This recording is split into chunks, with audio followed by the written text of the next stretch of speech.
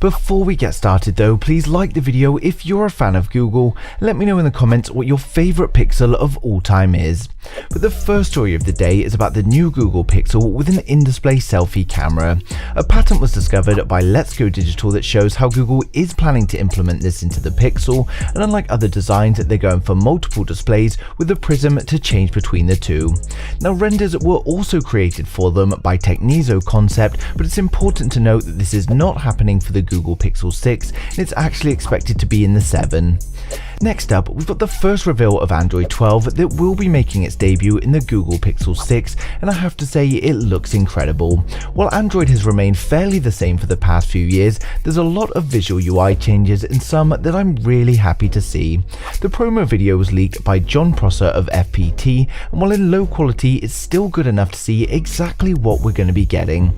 So when it comes to Android 12, we of course get stronger privacy and security, and they're focusing on all devices working better together. We've already seen this with things like Nearby Share. The difference this time round is that they're offering a beautiful new experience, which of course is going to be a bit of a UI overhaul. So first up, Jon provides us with a showcase of all of the new widgets in Android 12, and I have to say they do look a lot more modern. Although some people don't like change, I think it's definitely the way forward for Android. We get a view of the whole Android 12 promo as well, and while most things are shown very briefly, there are some huge improvements that I've been waiting to see. For a start, it looks like notifications are changing, and we're going to get a number in the top left that shows us how many notifications we have, instead of icon after icon that we currently have that just spams out the notification bar. We also have an adjusted version of this that's coming to the lock screen, where they've also removed the clock from the top left, as of course we already have it displayed in huge numbers in the center of the screen.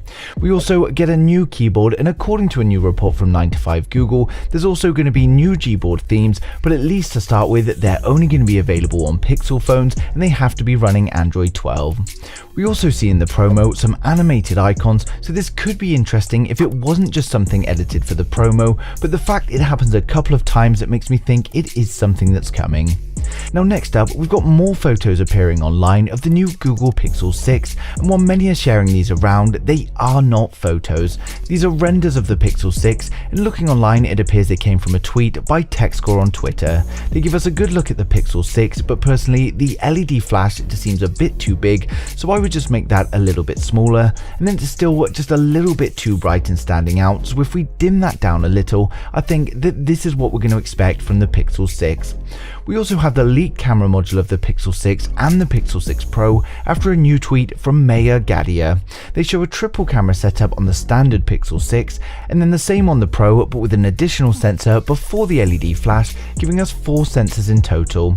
So if this leak is correct, we could end up with a Pixel 6 looking like this. We're also advised that the main camera is going to be a 50 megapixel sensor, and we also get an 8 megapixel periscope with 5x optical zoom.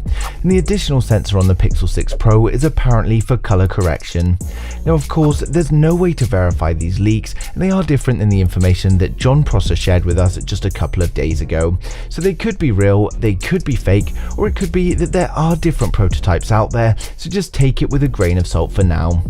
Now I'm a little bit skeptical of such a radical change in the Pixel 6, but let's not forget with the 3XL we saw the notch that we thought could never be real, and then of course it was.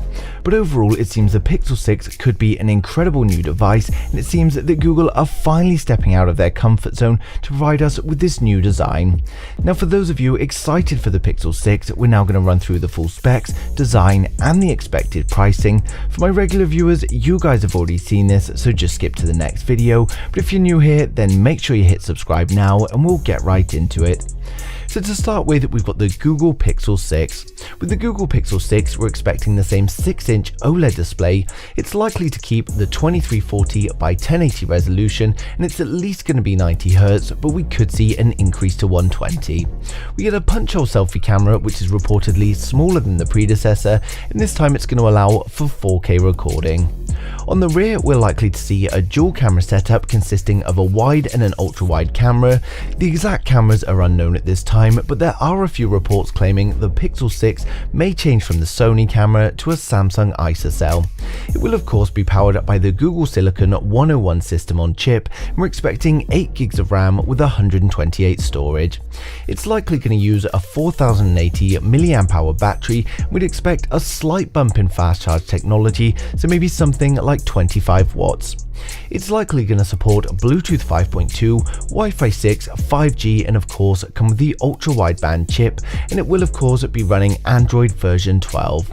We can expect the Google 6 to launch for around $700. While there is going to be some hardware improvements, the in-house chipset should hopefully allow them to keep costs down a little, and Google's strategy is not pricing too high.